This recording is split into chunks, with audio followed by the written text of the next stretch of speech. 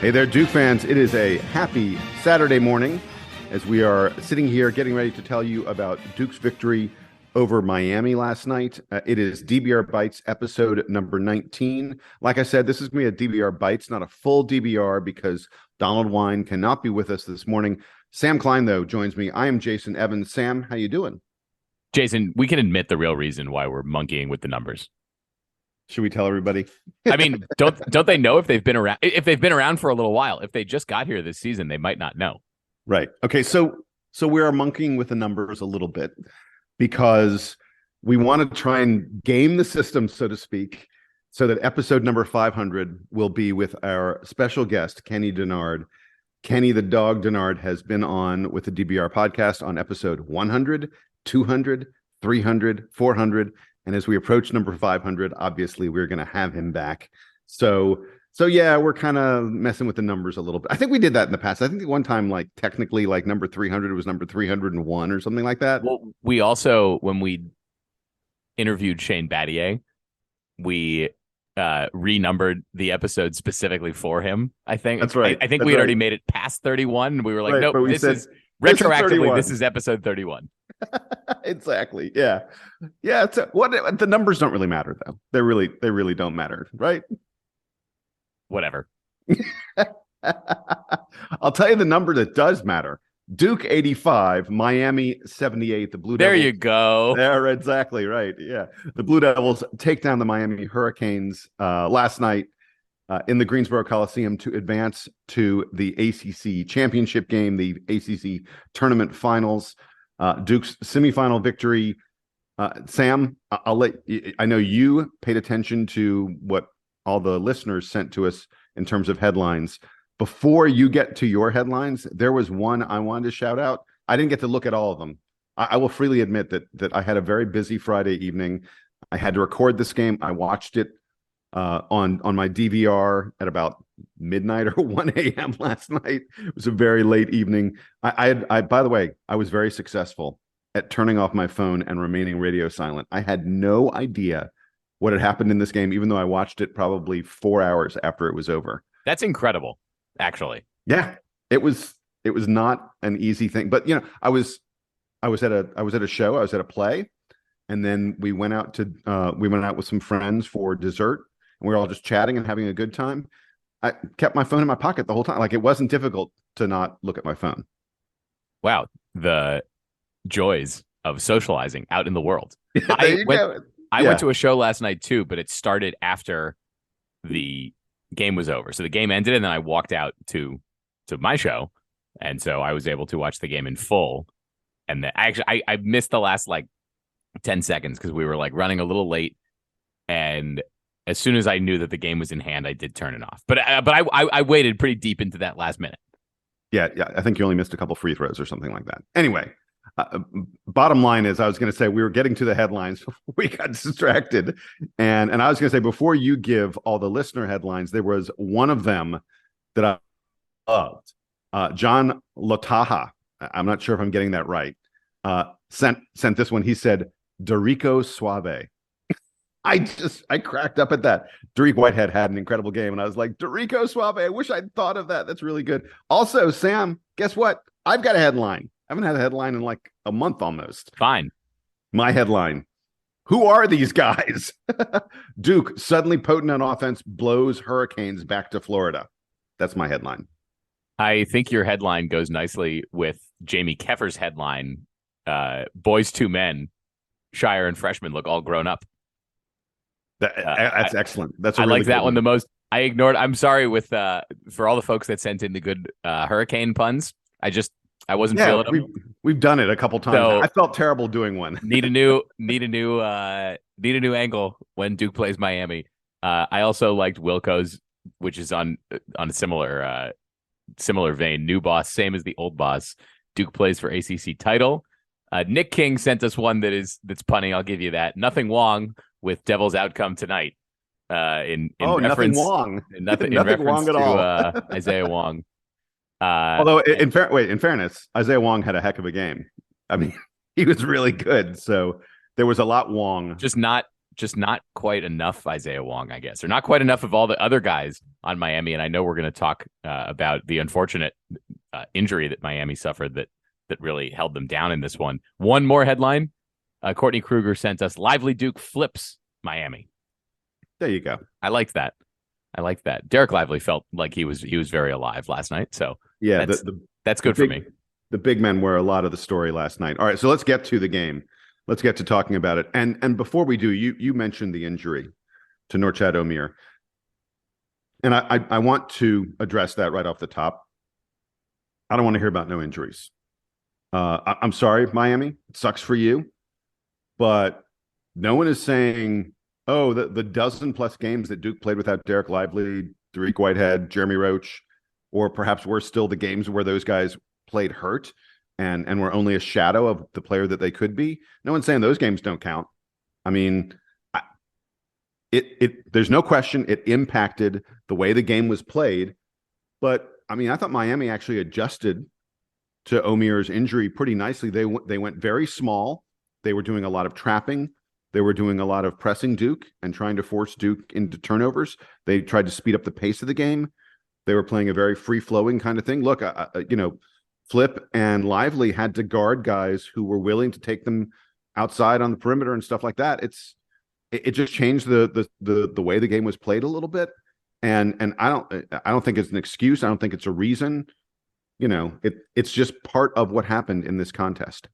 Did you, on your rewatch, Jason, catch Jim Laranjega's pre-halftime comments? No, I missed that. What did he say? Holly Rowe was asking him, it's a bummer that Omier went down. Like, what are you going to do to compensate? And I don't remember the exact words that Laranjega used, but he was basically like, we can't. We're really small. We're pretty toast out there. Like, he sounded defeated. I was actually like, I don't know if this is a motivational tactic for himself, like just to be like, you stink, man. Like, go home. Because in the second half, it felt like Miami didn't take a lead back from Duke in the second half, but it felt like they were still pushing. And as you said, they kind of changed their game plan pretty quickly. And a Miami team that we don't think of as being like a full court press type team, all of a sudden was using the press, was pushing Duke into weird places. And I actually thought the Miami defense kind of turned it up a notch. The problem is if they can't rebound without Omier, you can see in the rebounding margin that yeah, this was never like, even though Miami was keeping it close, it felt to me during that whole second half, as well as Miami was playing, it felt like Duke was in control the whole time. And to me, like that's how I was sort of taking in that second half. Like, I wasn't nervous about the fact that it was only a 1 or 2 or 3 or 4 point lead. Most of the time I was like, Duke's better than Miami right now. And Miami just cannot compensate for Duke being able to just own the glass. Yeah, I thought that was absolutely true. I mean, one of the telling things I think about this game is that Duke had the lead for 32 and a half minutes of this contest. Miami only had the lead for 4.5 minutes, and those were all fairly early. They kept it close, but you did feel like Duke was, I don't want to say that they were in control, but that Duke had Miami, under control for the most part for the entire game. Let's really get to the good from this contest. Where you want to start, my friend? How about Duke's scoring? We got a few emails about the fact that Duke's offense all of a sudden we know that that Miami is missing their big man, so everything is different and they're trying to adjust. But how good was Duke's shooting tonight, or last night, I suppose? Not just it wasn't just one guy doing this. Filipowski leads the team with 17 points, but Proctor, Roach, Mitchell, and Whitehead all end up in double figures for Duke, and Lively had 8. Yeah, and Lively had 8, so he's very close. And Lively had more very awesome dunks, so he did his part. He didn't make any threes, but who did make some, like all these guys were making threes. Dariq Whitehead hit a couple threes. Duke was 500 from behind the 3-point arc, and I think they've finally settled on the fact that, look, it's fine if they only take 16 threes a game and the opponent takes 26, because Duke was using the 3-point shot last night perfectly, even if somewhat selectively, the way that most teams are playing basketball these days. Yeah. So I think this is a bookend to some extent, although I hope it will continue. The second Miami game, the game that you went to, the game that we got absolutely torched, and this game, Duke's last bad performance.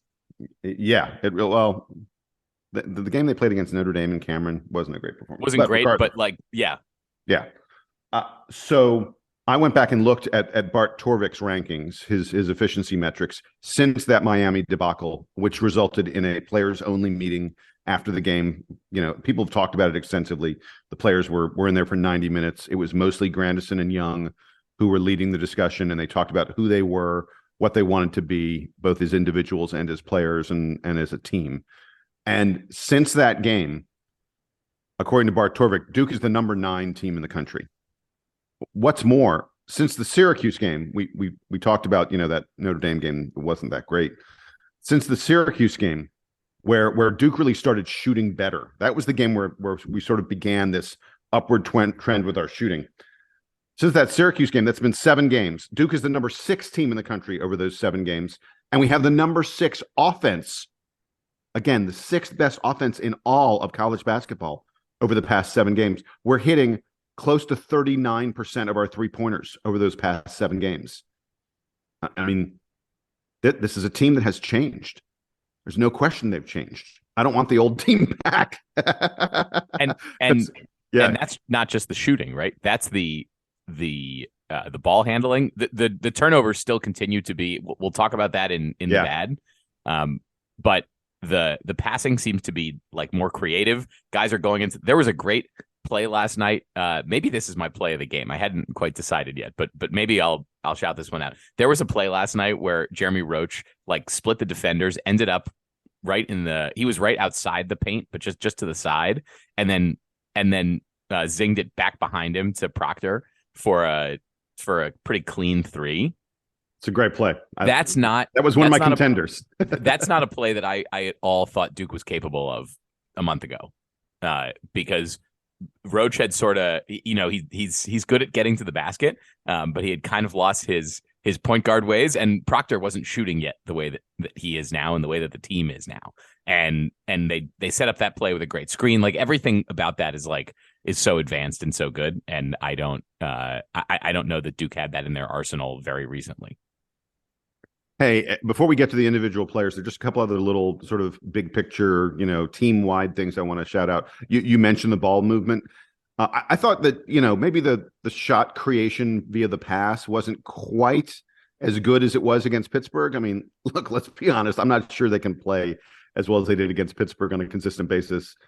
If they can, we'll be cutting down nets. There's no of that. But we still had assists on 57% of our basket. We got a lot of assists and a lot of really nice passing and smart, aware basketball from our big men. Kyle Filipowski had 5 assists. Derek Lively had 3. Flip, by the way, has a 10, 5, and 5 game. That's we track those. Those make a difference. And when the time comes to pick our favorite play, I'll be talking about an assist from Kyle Filipowski. That will be, in the running, so to speak. And I just thought the team showed a tremendous amount of poise in this game. We talked about Miami, went to sort of trapping, double teaming and the such. I don't think it really phased Duke all that much. Tyrese Proctor just seemed, that kid is cool as a cucumber all the time. And I wanted to mention that we really did a nice job at the free throw line. There were a lot of important free throws in this game, and Duke hit 84% in a game where we needed all of them. Mark Mitchell had a couple of those free throws right at the end of the game, and I think he's been pretty good generally from the stripe this year, but great to see a freshman who has had kind of an up and down season respond to the pressure there. Well, we got an email, Jason, on this topic that I wanted to read from Tom Wildermuth. Said something that is hard. He said he was in the building last night for this game. Something that is hard to see on TV versus in person is just how smooth this Duke team acts under pressure. I saw zero panic and completely under control when Miami made their run. They played together and smart.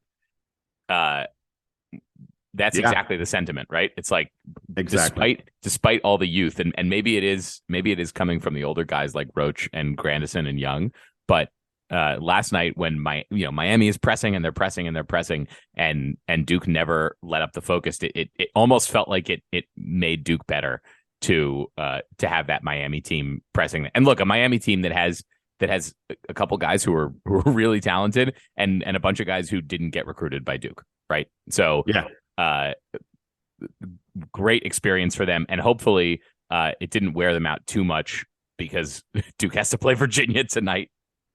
Yeah, well, we will get to the minutes and the bench use when we get to the bad, because that's something I'm concerned about for the Virginia game. But I want to talk about some individual players. We mentioned a couple names, a little bit, but I really want to break out Dorico Suave. Whitehead was taking the ball to the hole off the dribble in a way that we really haven't seen him do very much at all this year. I mentioned in the last game, in that Pitt game, that moment with about 8 minutes left in the game where I was like, oh, wait, is this Doric starting to really blossom into the guy who can penetrate and get in the lane? And he showed it again in this game multiple times. The variety of his offensive game is really expanding. He's blossoming into a much bigger offensive threat. I mean, like, just, look at the numbers from this game.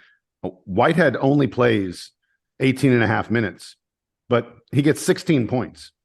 I'll take a point a minute from anybody. I mean, that's really impressive.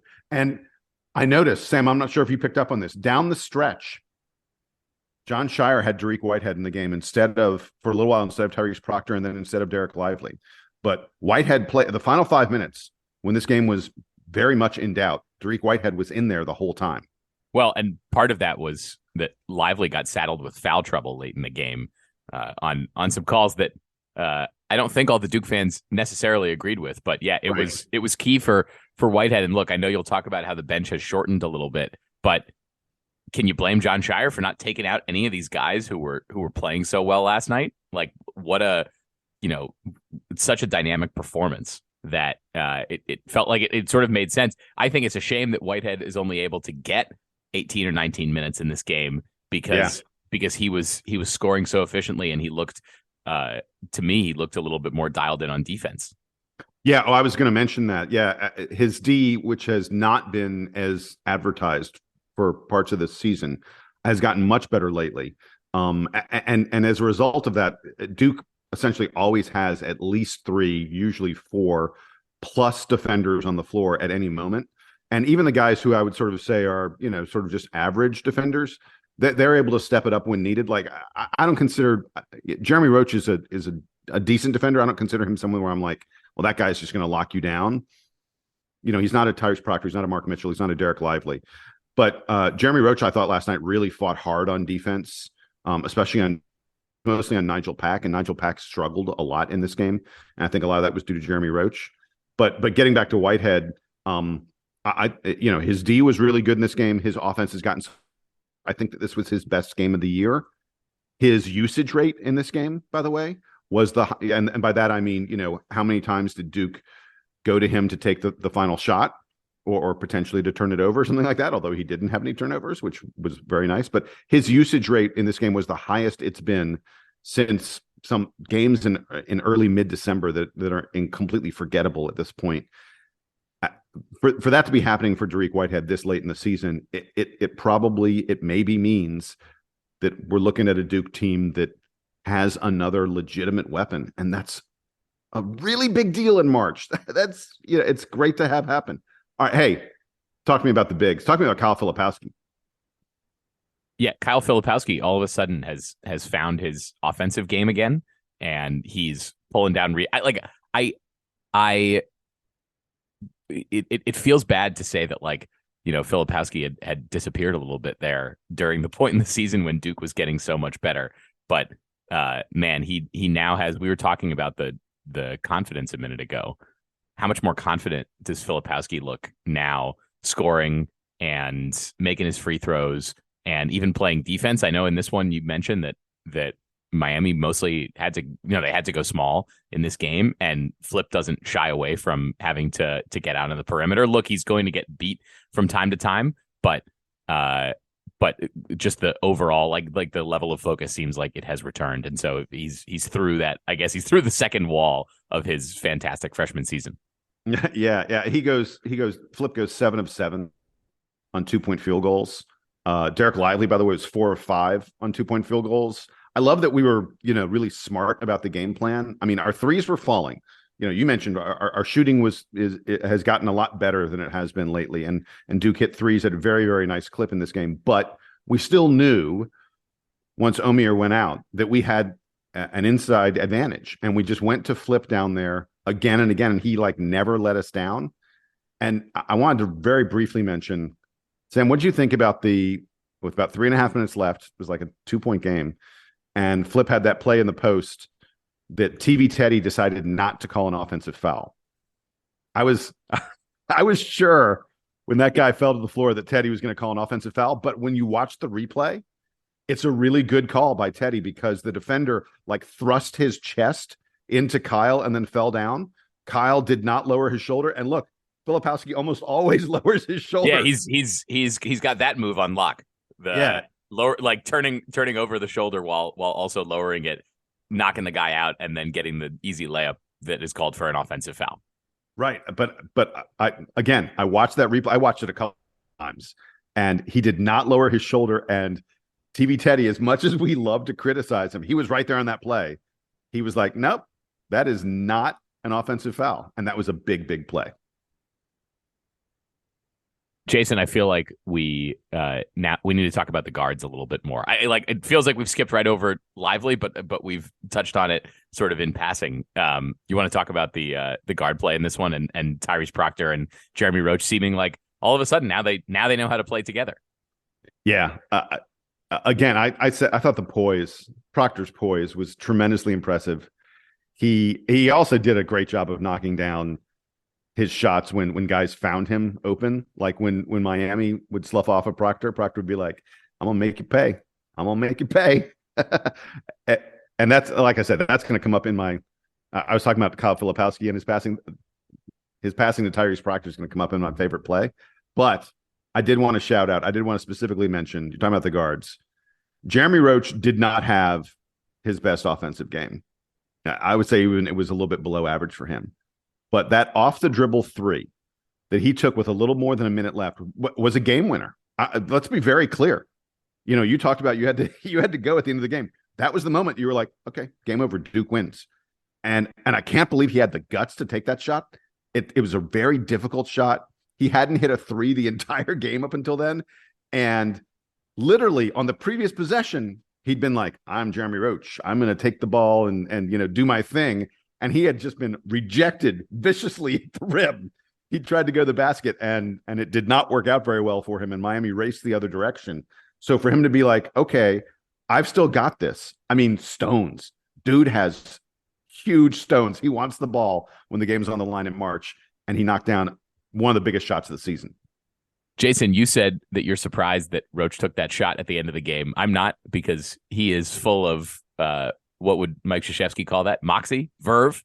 It would definitely be a verve. Yeah, Jeremy Roach has the verve, and Coach K would be talking about it if he was the one coaching this team. So I got no doubt that he's taking big shots like that at the end of the game. Whether he makes them seems like it varies from game to game, but you're not going to lose out on confidence when Roach is on the floor. I love it. All right, we're going to take a quick break. When we come back, there's a little bit of bad we have to talk about. We have to get to our favorite plays, and we will very, very briefly discuss the matchup against Virginia coming up tonight. Stay with us.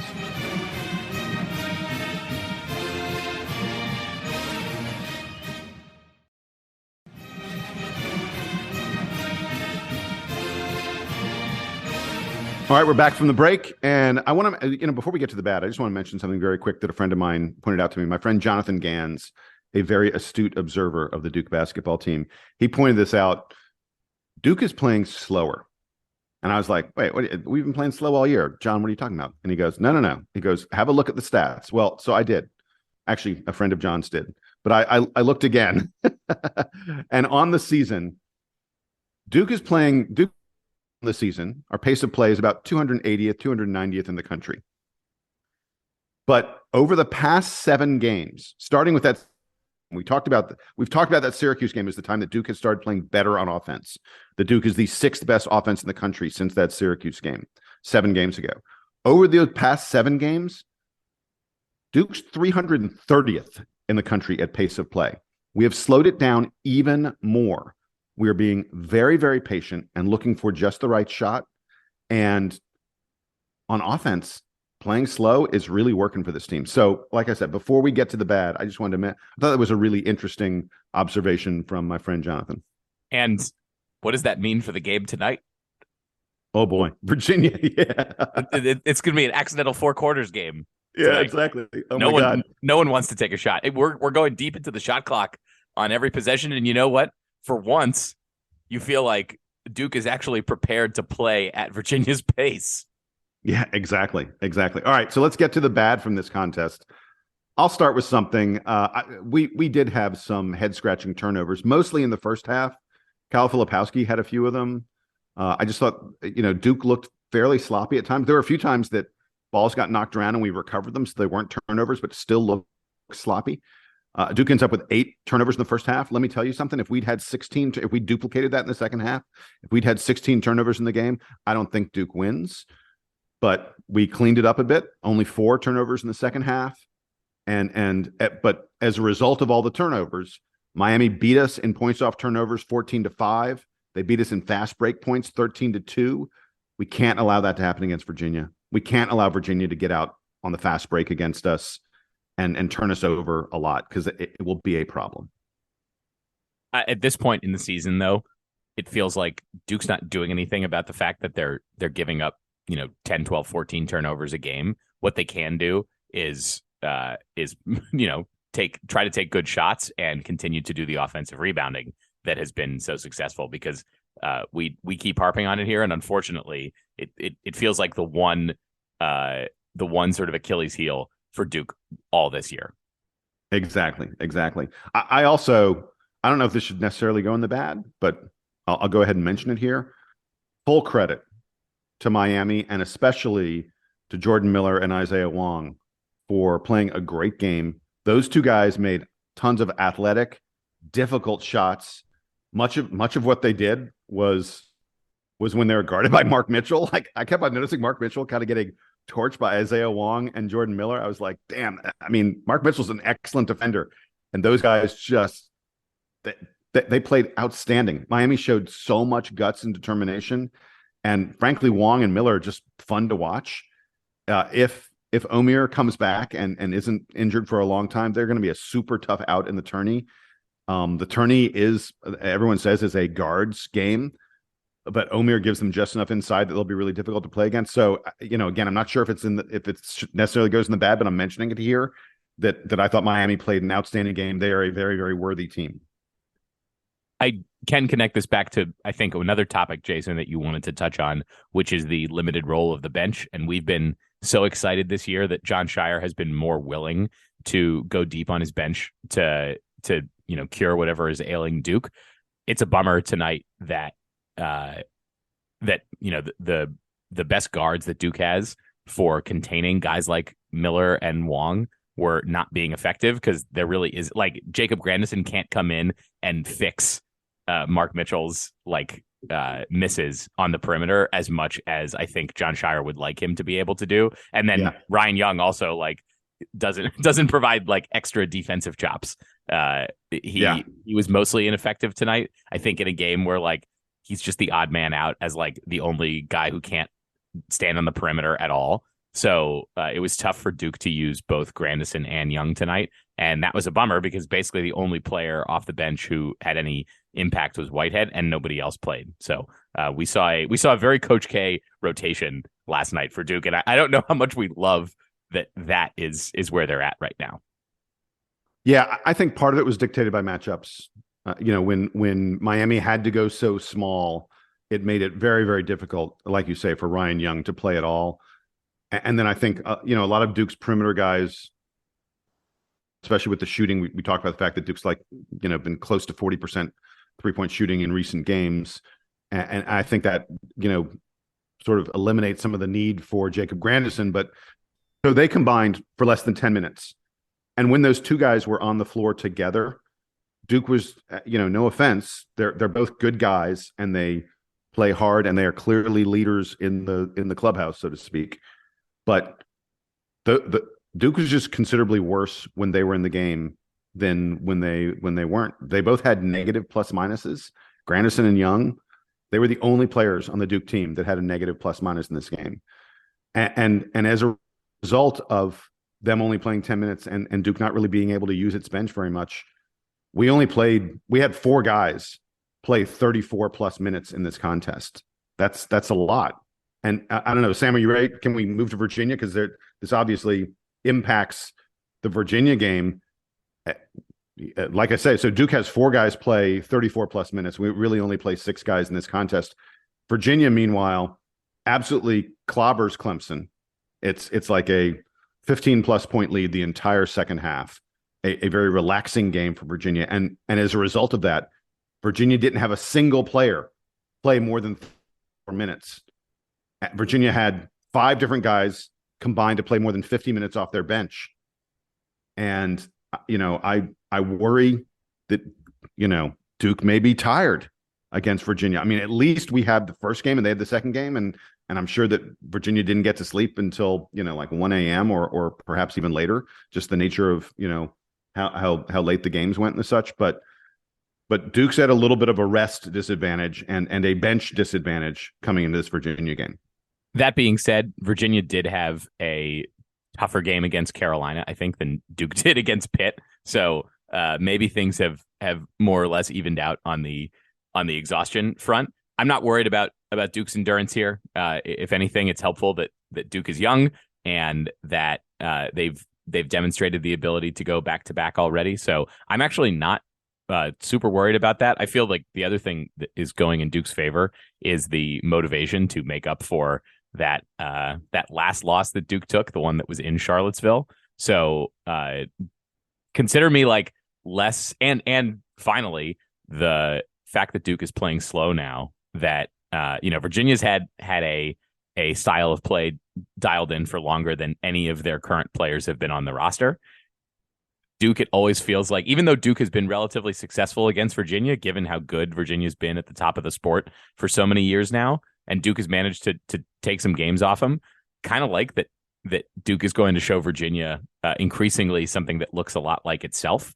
And so I'm not as concerned about the rest. Now, maybe Duke's going to, lose by 15 against Virginia, and then I'll reevaluate that and say, fly too close to the sun, your wings are going to burn off.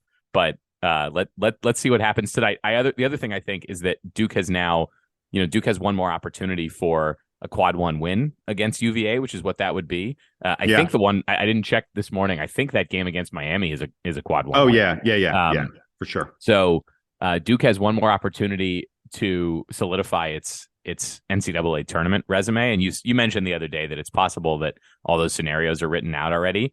I would like to think that if Duke beats Virginia, they're solidly a 4 seed at this point. And that Duke is now no lower. Like it's like Duke's a 5 if they maybe at this point, it's like Duke's a 5 if they lose and a 4 if they win, which effectively puts you in like very similar position between being a 4 and a 5. But I'd love to see the Jon Scheyer in his first year get them that high. I know that they were ranked higher in the preseason, but given all that they've been through, pretty incredible to climb back to this place.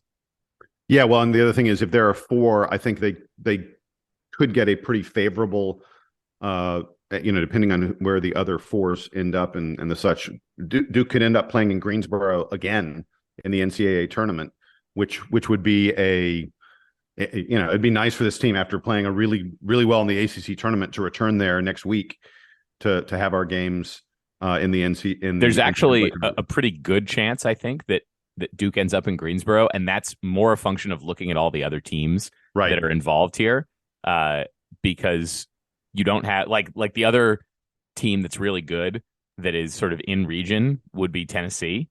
There's also, I think there's a Birmingham or a Montgomery or something. There's a first round that's in Alabama. So Tennessee might get sent there, or they might get sent in Greensboro. But the other teams, like I'm just looking at the top of the net right now: Houston, Alabama, UCLA, Tennessee, Connecticut, Purdue, Gonzaga, St. Mary's, San Diego State, Arizona, Texas, Kansas, Baylor. Like none of these teams are want to be in Greensboro in the first round, and it's primarily dictated by that. Usually, when we talk about the selection of whether whoever gets to play in the first round in Greensboro or Raleigh or Charlotte, it's like among Duke, UNC, and UVA, which 2 are the best, because those are the 2 that you get to host the pods.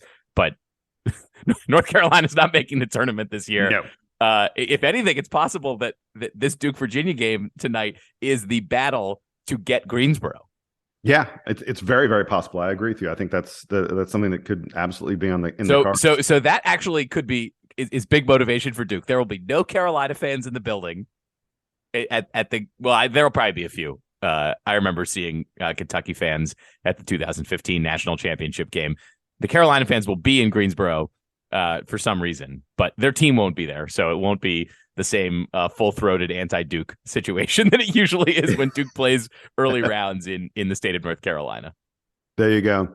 All right, hey, before we roll, let's do favorite play very quickly. We've sort of teased it a little bit. Go ahead and tell me what your favorite play is. I'll take that Jeremy Roach kick out to Proctor for the 3. I mentioned also that the other thing on that play that worked so well was Derek Lively set the high screen, and then Roach went right through it, such that he was like 10, 12 feet from the basket and had every option open to him. And the thing that he picked was wheeling it around to Proctor for a very like in-step 3-pointer. I loved that. I don't think that Duke was good at doing that earlier this year, and clearly they've demonstrated now that they're capable of smart playmaking like that. Yeah, so I'm going to take. By the way, I came very close to taking with about 4.5 minutes left. Kyle Filipowski had that little spin play and floater that he shot in the lane one-handed. Ooh. I was like, wow, that was definitely on my list of plays to shout out in this game. But I'm going to go ahead and take the cross-court. Kyle Filipowski, I think, had 2 cross-court passes that resulted in 3-pointers. When Miami would come. When Flip would get the ball and Miami would come and double him, his court vision in this game was really impressive. And I specifically know there was one in the first half where he fired the ball, like, not to just call it cross court wasn't enough. He fired it like to the exact opposite angle from where he was to find Tyrese Proctor for an open 3-pointer that Proctor buried. I think he had another one. It wasn't to Proctor, it was to someone else, maybe just a little bit later on. But those passes by Flip to me were really, really advanced offensive plays from a guy who's seeing the floor as well as he has all year. One more play that I thought was cool. Derek Lively had that putback dunk. I think it was on a Proctor. It was on Proctor miss. Yeah. And you think there's like 10% of Proctor that was like, I'm throwing this off the backboard. This is an alley-oop. Yeah, Proctor and Roach do that.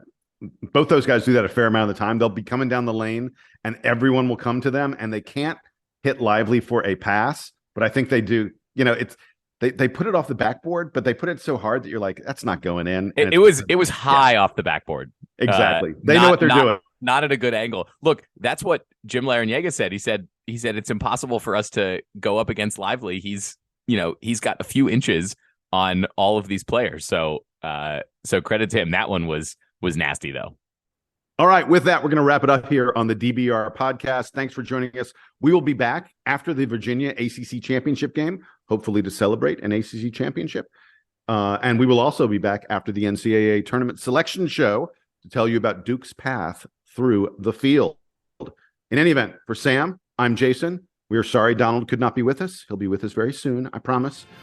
Here's the Duke band to play us out and take us home.